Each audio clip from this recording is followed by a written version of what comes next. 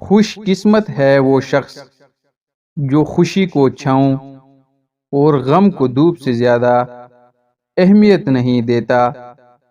اچھے الفاظ کہنے والے کے الفاظ پر غور کرو، نہ کہ اس کی ذات پر۔ ہر انسان اپنے ساتھ ایک بے باک رہبر رکھتا ہے، اور وہ ہے اس کا ضمیر۔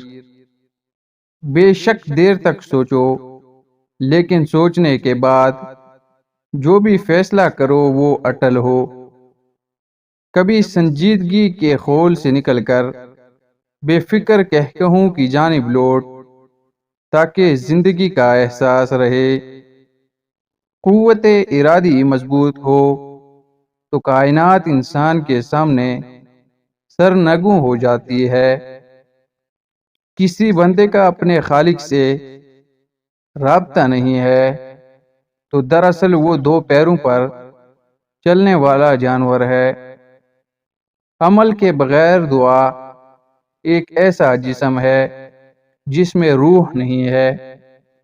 زندگی میں کوئی عمل ایسا نہیں جو خیال سے شروع ہو کر خیال پر ختم نہ ہوتا ہو۔ آدمی اگر 50 کمروں کا مکان بنا لے تو سوئے گا وہ ایک ہی چارپائی کی جگہ پر۔